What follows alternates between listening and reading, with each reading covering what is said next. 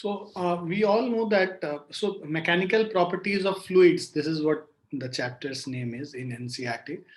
We will divide it into two parts. One is hydrostatics and other is hydrodynamics. Hydrostatics नाम से ही मतलब जब liquid stationery होगा तब उनकी जो प्रॉपर्टीज होती है तो उनको हाइड्रोस्टैटिक्स कहते हैं. हाइड्रोडायनेमिक्स, डायनेमिक्स का मतलब ही मोशन हो गया.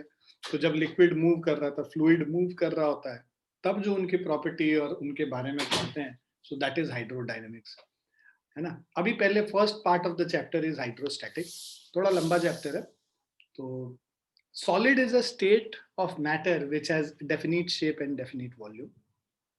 Okay, so we know that solid है ना वो state of matter है जिसका shape भी fixed है और volume भी fixed है. Liquid is another state of matter which has definite volume but not no shape of its own. So liquid takes the shape of the container. It takes the shape of the vessel in which it is placed. So उसको उसका volume fixed है but shape fixed नहीं है liquid का.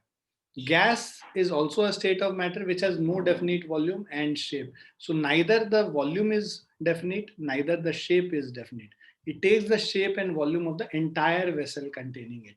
जिस भी vessel में हम गैस को fill करेंगे, वो उसका पूरा volume occupy कर लेगा और shape भी उस vessel का ही वो acquire कर लेगा. ठीक है. So this behavior is accounted for by the fact that the strength of forces between the molecules of solid is maximum. अब इसका reason क्या है भाई कि solids में intermolecular forces of attraction is the maximum, liquid में थोड़ा उससे कम है और gases में सबसे कम है. So behavior is accounted for by the fact that the strength of forces between the molecules of liquid is maximum. It is less in liquids and least in gases. Since the liquid and gases can flow, hence they are also called fluids.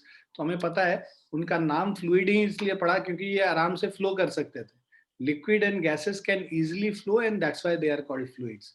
So fluid is the name given to a substance which begin to flow when external forces is applied on it.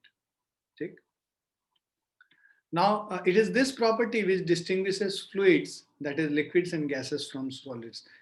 Fluids flow कर सकता है and यही property जो है इसको solids से separate करती है. ठीक है. So it is this property which distinguishes fluids from solids. The branch of physics which deals with the study of fluids at rest is called hydrostatics. So that branch of physics which deals with the study of fluids at rest is called hydrostatics. तो fluid जब rest पे होता है उस branch of physics उसके study को हम लोग हाइड्रोस्टैटिक्स कहते हैं. And that branch of physics which deals with the study of fluids in motion is called hydrodynamics. So that branch of physics which deals with the study of fluids in motion is called hydrodynamics. So अब fluids exert thrust. तो भाई thrust क्या होता है हम लोगों ने पढ़ा है. Force acting on a surface perpendicular to the surface is called thrust. तो जब भी एक फोर्स अप्लाई हो रहा है किसी सरफेस पे, if it is acting perpendicular to that surface, we call that force as thrust. So when a fluid is kept in a container, the molecules of fluids are in random motion due to their thermal velocities. They are constantly colliding with the walls of the container and rebounding from them. They suffer a change in momentum normal to the colliding walls. तो change in momentum किस direction में? Normal to the wall है, मतलब wall से perpendicular. तो normal to the walls है change in momentum, और change in momentum जो पर यूनिट टाइम उसी को फोर्स कहते हैं. So due to it they transfer the same normal change in momentum to the walls. तो ये जो change in momentum molecule suffer करता है, that change in momentum is transferred to the walls as well. So this normal change in momentum transferred to the wall per unit time by the molecules of fluid account for the normal force or thrust of fluids on the walls of the container. ठीक है. तो basically हम ये कह रहे हैं, हम लोग ये बात कर रहे हैं कि अगर हमारे पास एक कंटेनर है, उस कंटेनर में लेट्स से फ्लूइड के जो मॉलिक्यूल्स हैं वो मॉलिक्यूल्स जाके हिट करता है कंटेनर के वॉल से और वापस उसी डायरेक्शन में हो जाता है. ठीक है. मतलब नॉर्मल टू दैट सरफेस वो मूव करता है after colliding with the walls. तो वो जो मूव करेगा तो जो मोमेंटम जो चेंज हुआ है इस मॉलिक्यूल का, that has been in a direction perpendicular to the wall, and because that momentum change is also being transferred to the walls of the container, momentum change per unit time is force, and that force being transferred to the container perpendicular to the walls of the container is called the thrust which the fluid applies on the walls of the container. Clear है सभी को? Yes, sir. Now, a liquid in equilibrium. So when you submerge an object in a liquid at rest, मान लो हमारे पास एक liquid है, उसमें हम लोगों ने कुछ object को उसके अंदर submerge कर दिया. We have put that object inside the liquid. So when an object is submerged in a liquid at rest, the liquid exerts a force on the surface of the object in contact with liquid, which is always normal to the surface of the object. तो force किधर लगाता है? Which is always normal to the surface of the object, right? और इसीलिए ये जो force liquid इस object के ऊपर लगा रहा है, इसको thrust हम लोग कहते हैं. So total normal force exerted by the liquid at rest on a given surface. So liquid, when it is at rest, the amount of force which that liquid applies on the object which is submerged in this liquid, in which direction? In a direction normal to the surface, is called the thrust of liquid on that surface. SI unit of thrust is Newton. Thrust क्या है? Basically force का ही तो type हो गया, बस perpendicular direction में है ना? So इसका भी जो यूनिट होगा वो न्यूटन ही होगा, और CGS यूनिट हम देखेंगे डाइन होगा इसका. ठीक है? Now pressure of liquid, let F be the normal force acting on a surface area A. So कोई F है, force है जो कि which is which is a normal force which is acting on the surface area A of the object in contact with liquid. The pressure exerted by the liquid on this surface of object is P is equal to F upon A. Pressure क्या है? Force upon area है. ठीक है? So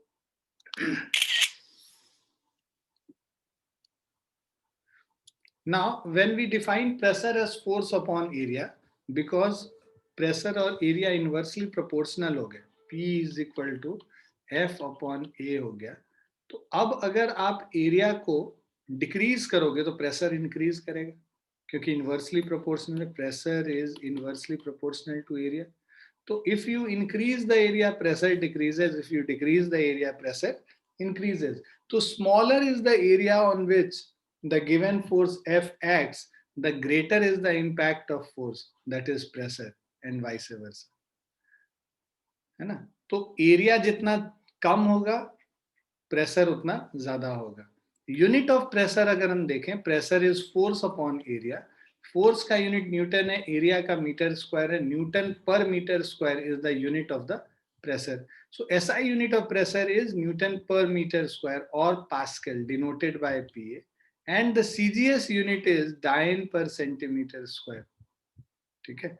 तो SI unit हो गया Newton per metre square, और CGS unit हो गया Dyne per centimeter square.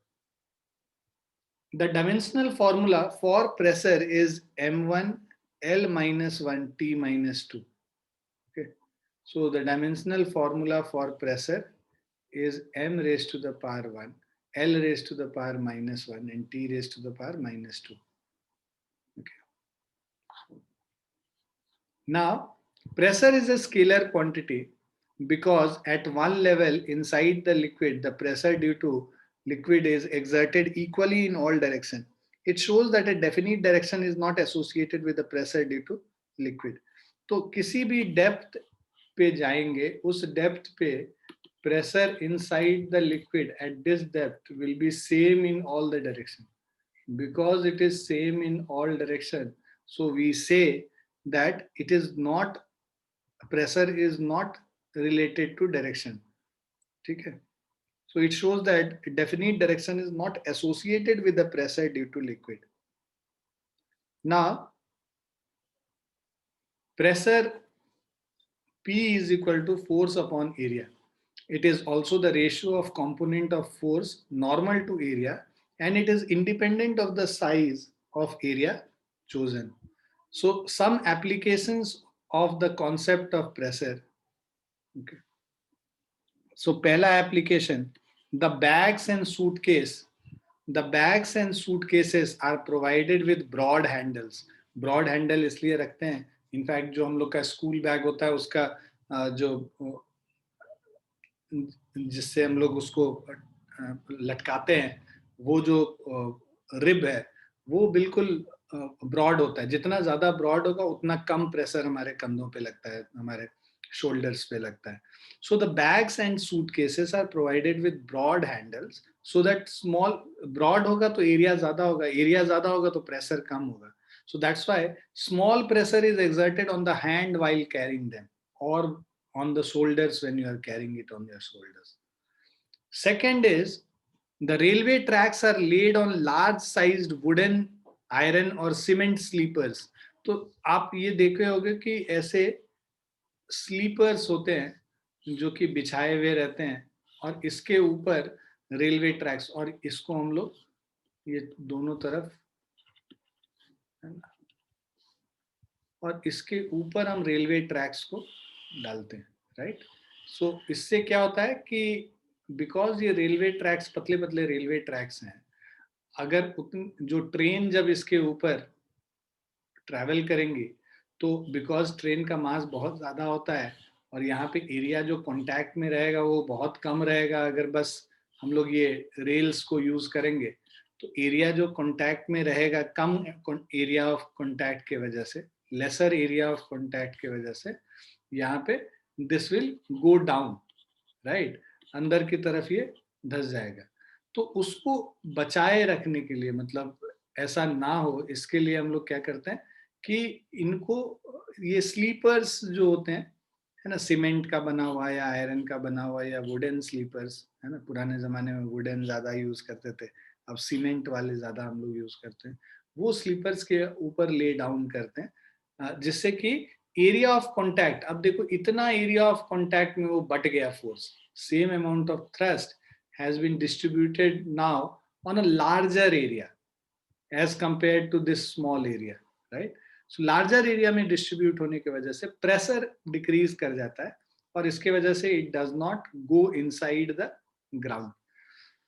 So that the thrust due to weight of train is spread over a large area, this reduces the pressure on the ground which would prevent the yielding of ground.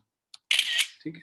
Yielding of ground मतलब वो ground उसको अंदर जाने नहीं देगा. Now third is, it is painful to walk bare footed on a road covered with edged pebbles. ठीक है. जो कंकर पत्थर डले हुए रहते हैं रोड के ऊपर और उस पर चलना is very difficult. Again because it is due to the fact that if our body weight is supported on a very small area of a sharp edge of pebble, है ना, कुछ एक ऐसा पेबल है, अब हमारा पूरा जो बॉडी वेट है,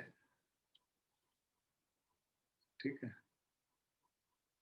ये पूरा जो बॉडी वेट है अब वो इतने शार्प एज पे ही बस रहेगा, right.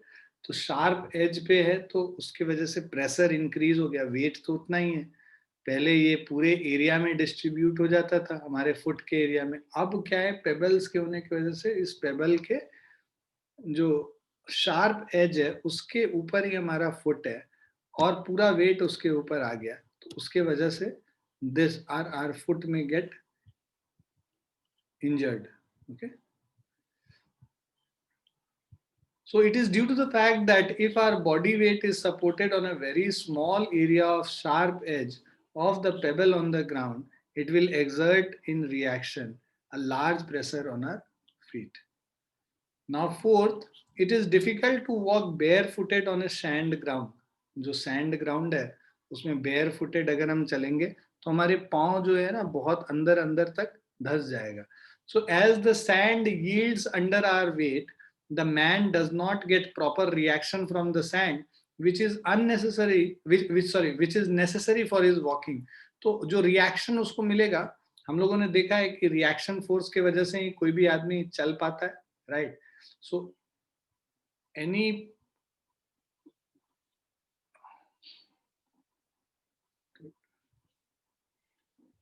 a person will be able to walk on the floor only when he applies a force and the ground applies a reaction force on it. Now, if this ground yields, means ये क्या है कि हमारे wait के वजह से sand will go in different directions. It will move from the portion which is just below our foot, and this will yield, and hence the necessary reaction force which is to be given for the person to walk will be missing, and that's why it will be difficult to walk. So in this situation, the thrust on the sand due to our weight will get. अब हम लोग क्या करते हैं इस difficulty को overcome करने के लिए wooden board on the sand is put. तो हम लोग क्या करते हैं पूरा वुडन बोर्ड डाल देते हैं सैंड के ऊपर. अब उससे अब जब हम इस पे वॉक करने की कोशिश करेंगे तो हमारे हमारे वेट के वजह से it will not yield, the sand will not yield because that weight is being distributed over a larger area now. Is this clear? Yes, sir. Yes, sir. Fifth वाला है pins and nails are made to have pointed ends. Pointed ends इसीलिए बनाते हैं कि हमें कम pressure लगाना पड़े, ठीक है, हमें कम फोर्स लगाना पड़े same amount of pressure generate करने के लिए. तो F अपॉन A है तो A लेस रखते हैं जिससे कि प्रेशर इंक्रीज कर जाता है. प्रेशर इंक्रीज कर जाता है तो it is easier to drive it inside. So pins and nails are need to have pointed ends in order to have least area of contact between the pin and the given surface. Due to it, the pin, if pressed, will exert high pressure on the surface and hence will easily penetrate the surface. Clear है बच्चों यहाँ तक? Yes, sir. Yes, sir. अब density and relative density. So density of a substance is defined as the mass per unit volume of the substance. That is, density rho is equal to mass m by volume v. Okay. So density is mass per unit volume. इसका unit देखेंगे तो kg per meter cube हो जाएगा. CGS unit में gram per centimeter cube भी है. ठीक है. So density rho is equal to mass upon volume v.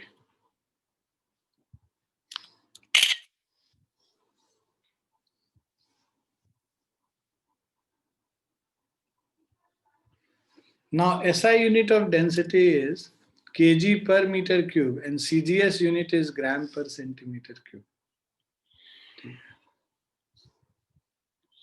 तो ये CGS unit है और ये SI unit है. The dimensions of density is m1l minus 3. Density is positive scalar quantity. Density of water at 4 degree Celsius. तो हम लोग ने देखा कि भाई SI unit इसका density का kg per meter cube है और CGS यूनिट में बात करेंगे तो ग्राम पर सेंटीमीटर क्यूब होगा. इसका डायमेंशनल फॉर्मूला m1l minus 3 होगा और density of water at 4 degree Celsius is maximum and is equal to 1 into 10 to the power 3 kg per meter cube or 1 gram per centimeter cube. 1000 kg per meter cube.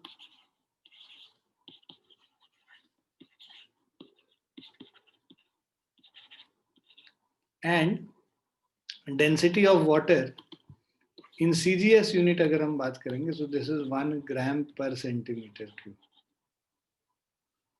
Now relative density.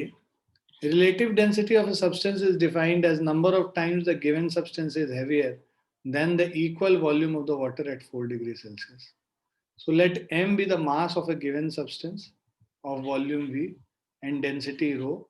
Let m1 be the mass of water of volume V and density rho 1 at 4 degrees Celsius.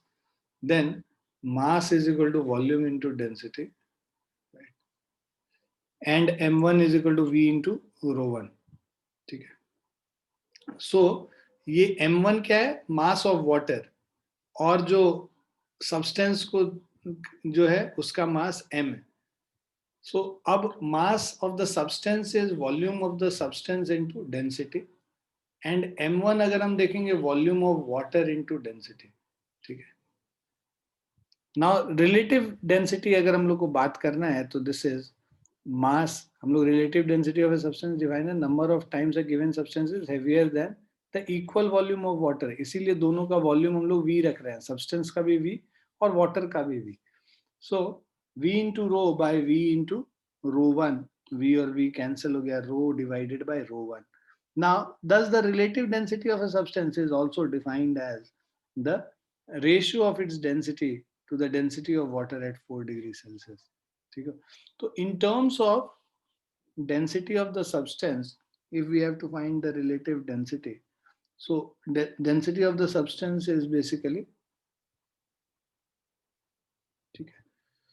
So sorry, so density of the substance divided by density of the density of water of equal volume of substance and water will give you the relative density. Now relative density is density of substance by density of water at 4 degrees Celsius. This is the formula. Relative density has no units and no dimension. Because it is a ratio, it will neither have any unit nor will have any dimension.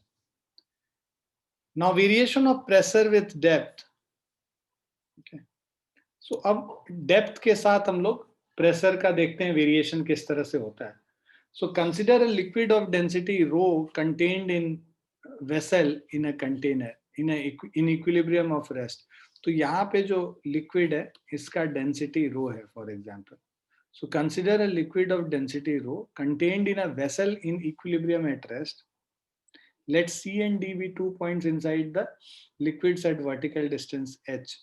तो इस point पे density, ठीक है, दो point लिया है, एक top most point पे C है और एक बॉटम मोस्ट पॉइंट पे D है.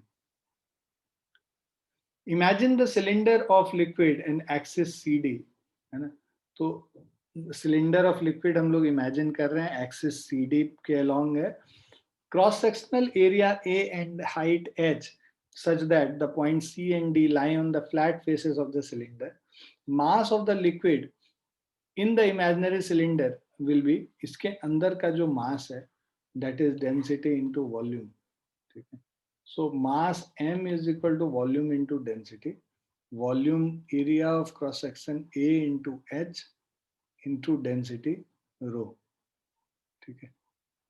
तो AH rho is the mass of the liquid in the imaginary cylinder. Now let P1 and P2 be the pressure of liquids at point C and D. इस point पे जो pressure at liquid है वो P1 है, इस point पे जो pressure of liquid है वो P2.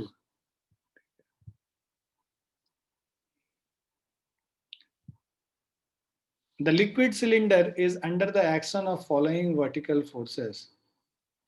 So force F1 is equal to P1A, ठीक है, vertically downward on the top face. तो ये जो यहाँ पे फोर्स F1 है, इस पॉइंट पे जो प्रेशर P1 है, P1 इंटू A करेंगे, so that is a force which is in the vertically downward direction. उसके बाद फोर्स F2 जो P2A downward, sorry vertically upward on the lower surface of the cylinder, इस surface पे जो pressure होगा that is F2 by A, और pressure into area P2 into A is F2. अब wait जो हम लोग इस ऑब्जेक्ट का, जो जितना वॉल्यूम हम लोग कंसिडर कर रहे हैं, इसमें का वेट क्या होगा, डेंसिटी इंटू वॉल्यूम. वॉल्यूम होता है एरिया ऑफ क्रॉस सेक्शन, ठीक है, इंटू h. ये हमारा वॉल्यूम हो गया. ठीक है. सो वेट mg मतलब ये वॉल्यूम इंटू डेंसिटी कर देंगे, मास हो जाएगा m. सो रो AH ये हमारा मास हो गया. ठीक है. Into acceleration due to gravity कर देंगे. ठीक है. Into acceleration due to gravity कर देंगे. सो ये एक, तो इससे हम लोग को तीनों फोर्स पता चल गया बेसिकली. एक जो ये बॉइंट फोर्स F2 यहाँ पे लग रहा है, वर्टिकली अपवर्ड, F1 जो है ये वर्टिकली डाउनवर्ड, और जो mg का वेट है वो भी वर्टिकली डाउनवर्ड हो, ठीक है। अब इसका इक्वेशन अगर हम लोग लिखें, as the liquid is in equilibrium of rest, hence imaginary cylinder of liquid is also in equilibrium state of rest, therefore net force on it must be 0. तो अभी हम लोग कर रहे हैं,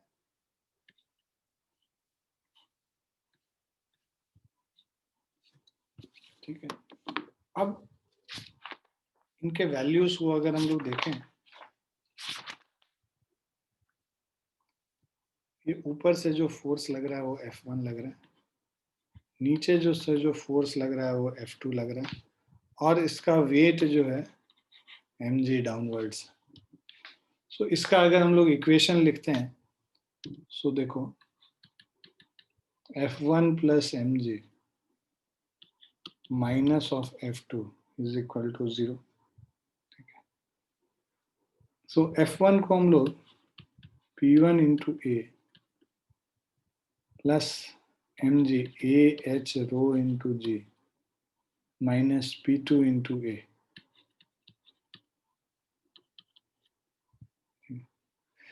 Now इसको अब हम लोग सब में A कॉमन है, इसको कैंसिल कर लेते हैं। P2 और P1 दूसरे साइड को लेके जाएंगे तो P2 minus P1 is equal to rho GH, ठीक है। Now if point C and D lie on the same level in liquid, then H is equal to 0. अगर ये दोनों पॉइंट C और D एक ही लिक्विड के लेवल में होता है तो उस केस में P2 minus P1 0 हो जाएगा, क्योंकि हाइट का कोई डिफरेंस नहीं रहेगा, ठीक है। So if point C and D lie on the same level in liquid, then H is equal to 0, that is P2 minus P1 is equal to 0, or P1 is equal to P2. So this shows that pressure is same at all point inside the liquid having the same depth in a horizontal plane.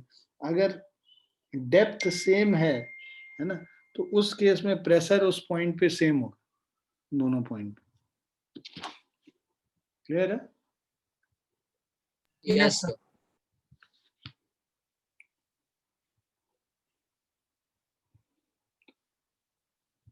So from this second equation, we note that pressure difference between 2 points of liquid depends on the vertical distance h between point C and D.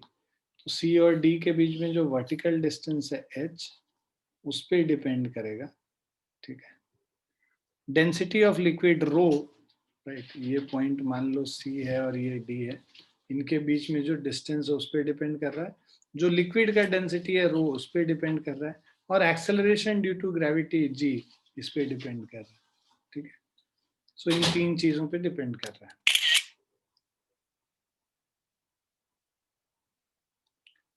Now if point C is shifted to top of a liquid surface, तो हम लोग तो कोई एक point consider कर रहे थे, है ना। अब अगर हम लोग उसको लिक्विड के टॉप पे लेके चले गए, जो लिक्विड का जो सरफेस है उस लिक्विड के टॉप पे लेके चले गए, सो लेट्स से इस पॉइंट पे ही बात कर रहे हैं, ठीक है। तो यहाँ पे जो हाइट मान लो h है, प्रेशर जो है that is P, this shows that, so if the point C is shifted to the top of the liquid surface which is exposed to the atmosphere, then P1 can be replaced by atmospheric pressure, ठीक है। तो हम लोग कर रहे थे P2 minus P1 is equal to rho GH, ठीक है। और इसके बाद हम लोग जो कर रहे हैं कि अगर इस P2 मतलब ये जो सेकंड वाला है वो, उसको ये P1 को हम लोग ले लेते हैं यहाँ पे प्रेशर, एटमॉस्फेरिक प्रेशर जो टॉप पे है। सो और किसी डेप्थ h पे अगर हम बात कर रहे हैं तो P माइनस पी ए, ठीक है, P is equal to P A plus rho G H. तो जनरली आप ये देखिए कि pressure at the depth h is equal to pressure on the top of the liquid plus rho gh. Now this shows that the total pressure P at depth h below the surface of liquid at rest, which is open to atmosphere, is greater than the atmospheric pressure by an amount h rho g. This excess of pressure at depth h in liquid P minus Pa is equal to h rho g. Okay. It is called gauge pressure at point D. Okay. So P minus Pa is equal to h rho g, और ये जो h rho g है इसको हम लोग gauge pressure कहते हैं. Thus, gauge pressure at a point in the liquid is the difference of total pressure at that point and atmospheric pressure. So P is equal to Pa plus h rho g हम लिखते हैं. P minus Pa कर लोगे तो h rho g हो जाएगा. तो ये जो h rho g है which is equal to P minus Pa, that is the gauge pressure. Now pressure exerted by liquid column, है ना, तो अगर एक लिक्विड कॉलम किसी भी पॉइंट के ऊपर कोई लिक्विड कॉलम है उसके वजह से क्या प्रेशर एग्जर्ट होगा वो देखेंगे. If PL is the pressure due to liquid at point D, so PL is the pressure due to liquid at point D, then P2 minus P1 is equal to PL, which is h rho g. Okay. So this shows that pressure exerted by a liquid column of height h is independent of area of cross section A, but depends upon the height h of the liquid column and density rho of the liquid. ठीक है, तो ये दो चीज पे depend कर रहा है. Depends upon height h of the liquid column and density rho of the liquid. इन दो चीजों पे ये डिपेंड कर रहा है.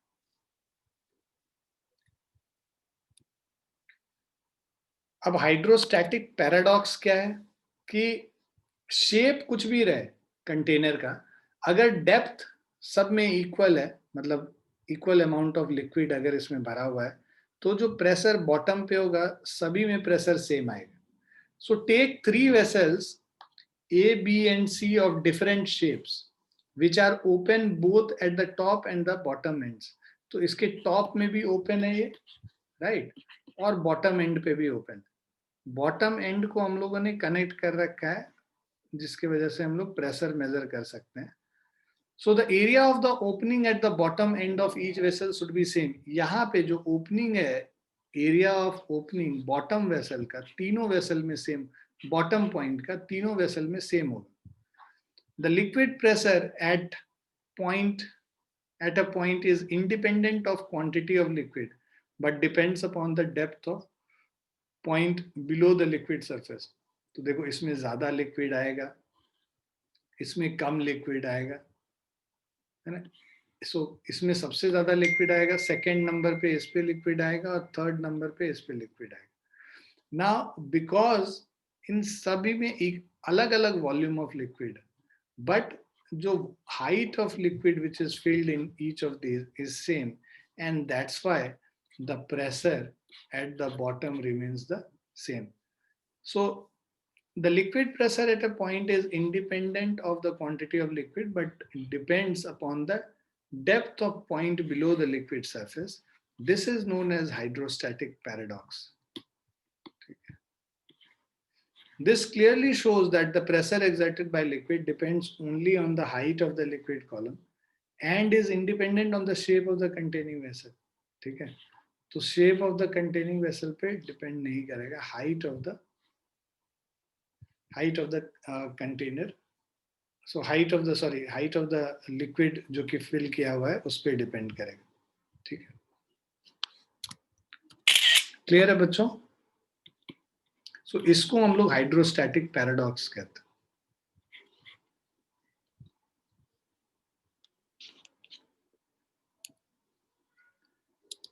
Now Pascal's law, see most of the thing you have already studied in your junior classes. Pascal's law क्या है? It states that if gravity effect is neglected, the pressure at every point of a liquid in equilibrium is of rest is same. ठीक है। सो अगर gravity का effect हटा दो तो pressure her point of liquid में, जब इक्विलिब्रियम में है लिक्विड, है ना, इक्विलिब्रियम ऑफ रेस्ट पे, every point of liquid will have the same pressure. Now this law also accounts for the principle of transmission of pressure in liquids or gases. तो ये जो law है, Pascal law, it also accounts for the principle of transmission of pressure in liquids or gases.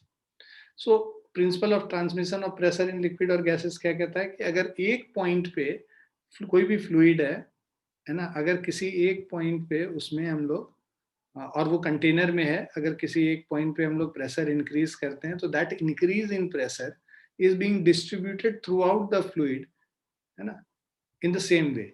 So Pascal's law states that the increase in pressure at one point of the enclosed liquid in equilibrium of rest is transmitted equally to all other points of the liquid and also to the walls of the container. तो जो हम increase in pressure create किए हैं एक point पे, that is being transmitted equally to all other points. जहां जहां पे वो liquid जाके जाएगा, है ना, कॉन्टैक्ट में आएगा, उन सारे पॉइंट पे जो इंक्रीज इन प्रेशर है वो उतने अमाउंट से ही इंक्रीज कर जाता है। when is this true? Provided that the effect of gravity is neglected, है ना, ग्रेविटी का इफेक्ट को नेग्लेक्ट कर लेंगे तो जो इंक्रीज इन प्रेशर है हर पॉइंट पे सेम आएगा।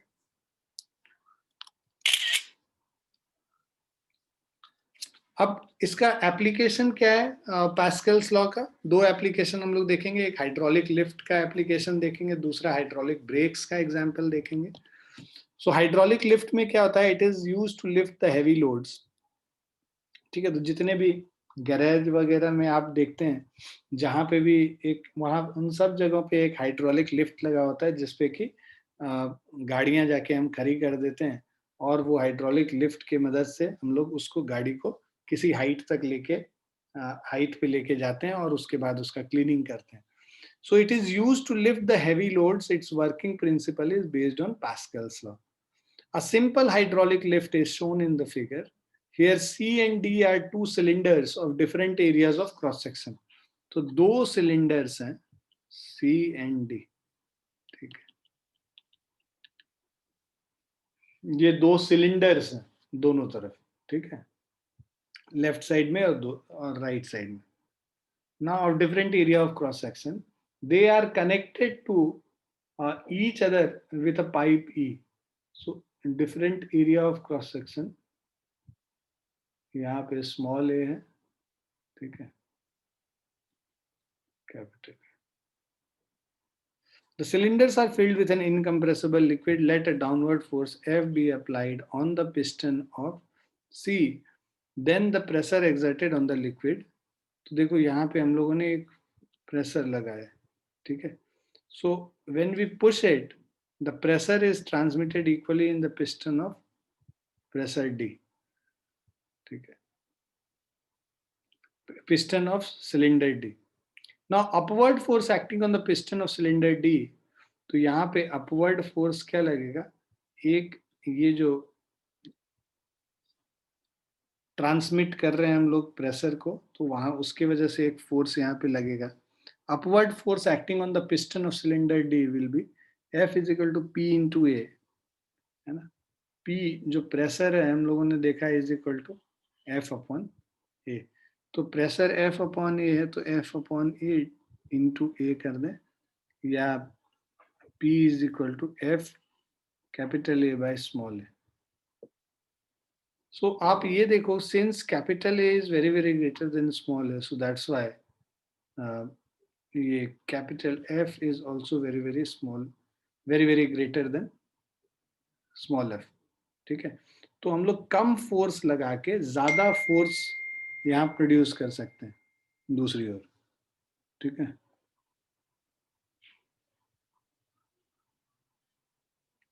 Now this shows that the small force applied on the smaller piston will be appearing as a very large force on the larger piston. तो यहाँ पे जो smaller force लगा रहे हैं, यहाँ पे it will turn into a very large force. As a result of it, a heavy load placed on the larger piston is easily lifted upward. तो यहाँ पे जो लोड है इसको easily हम लोग इसको लिफ्ट कर सकते हैं ऊपर की तरफ. ठीक है. Now hydraulic brakes. The working of hydraulic brakes is based on Pascal's law. Same Pascal law पे based है. Construction इसका it consists of master cylinder M filled with brake oil. ठीक है, तो ये यहाँ पे brake oil fill किया हुआ है master cylinder में. Filled with brake oil and provided with airtight frictionless piston P. तो यहाँ पे एक airtight frictionless piston P है. ठीक है. Now the piston is connected to brake pedal. ठीक है, इस पिस्टन को हम लोगों ने ब्रेक पैडल से कनेक्ट कर दिया और यहाँ पे हम लोग ब्रेक लगाने के लिए इसको पुश करते हैं. ठीक है.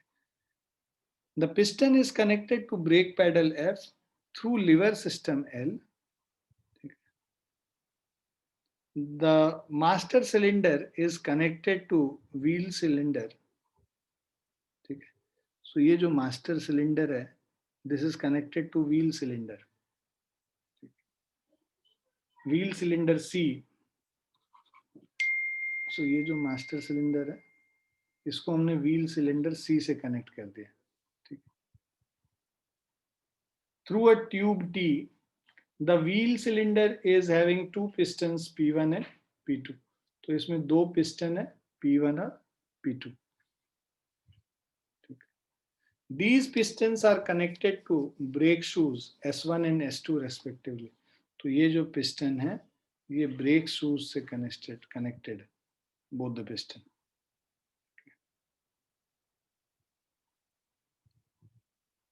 The spring S holds S1 and S2 in position.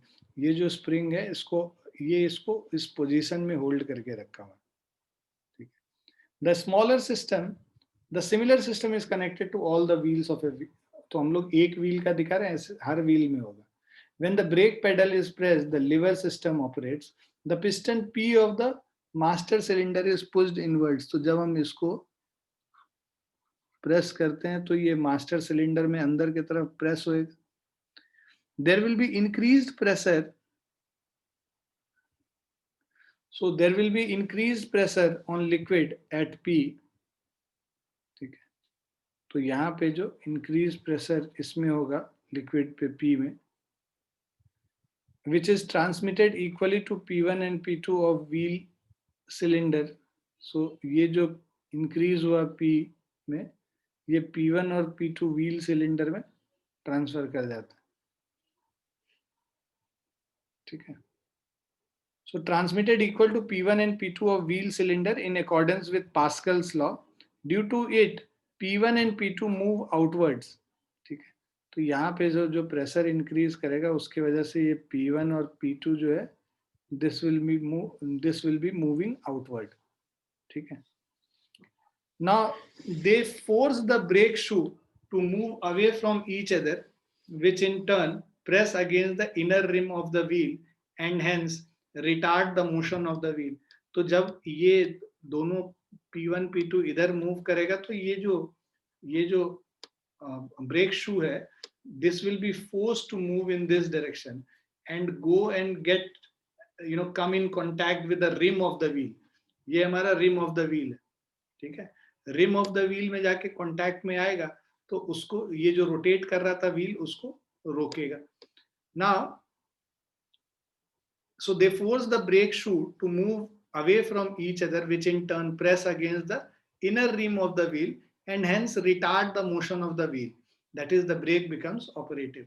Now when the pressure on the brake pedal is released, so when you release the pressure here, so what happens, this spring will, जैसे ही यहाँ पे ये pressure कम होगा ये spring जो है इसको वापस पुल कर लेगा अंदर के तरफ और फिर जो व्हीकल है that will start moving normally. So when the pressure on the brake pedal is released, the brake shoe returns to their normal position by the action of spring. So उसको normal position में लाने के लिए कौन मदद करता है? Spring मदद करता है. ठीक है. So which in turn forces the brake coil to return from wheel cylinder to the master cylinder. तो यहाँ पे जो ये wheel cylinder में जो brake coil आ गया था, ये जब वापस आएगा, ठीक है, तो it will force it to go inside the master cylinder. तो ये brake coil से ऐसे ही, मतलब जो यहाँ पे जो oil हम लोग use करते हैं hydraulic brakes में, वो oil returns back to the master cylinder. And this keeps on happening, जो भी हम लोग जब भी हम लोग प्रेशर लगाएंगे यहाँ पे, तो इसमें से ब्रेक ऑयल या लिक्विड जो भी यूज कर रहे हैं वो इन सिलेंडर्स में चला जाएगा, और जब हम लोग पेडल से रिमूव करेंगे तो वापस ब्रेक ऑयल अंदर चला जाएगा, मतलब उसमें वापस आ जाएगा मेन सिलेंडर में. क्लियर है बच्चों? Yes, sir.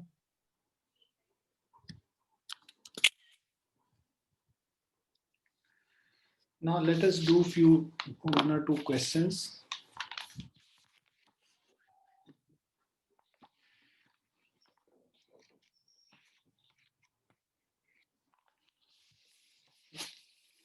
Now two thigh bones, which are known as femurs, each of cross-sectional area 10 centimeters square, support the upper part of human body of mass 40 kg. ठीक है, दो बोन्स हैं, हर एक का cross sectional area 10 centimetre square है, and it is supporting the human body of mass 40 kg. Estimate the average pressure sustained by the femurs. So average pressure, okay, so पहले तो total area निकाल लेंगे. So total area is 2 into 10, 20 centimeters square. So 20 into 10 to the power minus 4 meter square हो गया total area. यहाँ पे F wait अगर हम लोग निकालेंगे, force is equal to 40 into 10 mg हम लोग निकालते हैं, F is equal to mg, 40 into 10 400 newton हो गया हमारा. ठीक है, now average pressure P will be equal to F upon A, so which is equal to 400 Newton divided by 20 into 10 to the power minus 4, right? So which is, so this is 20 times, so this will be 20 into 10 to the power 4 or 2 into 10 to the power 5 Newton per meter square. This is the average pressure which is being exerted on the thigh bones. Clear?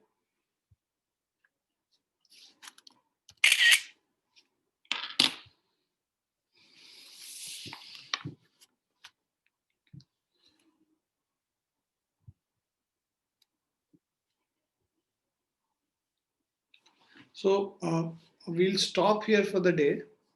आप लोग 5 minute का break ले लीजिए और उसके बाद फिर हम लोग मैथ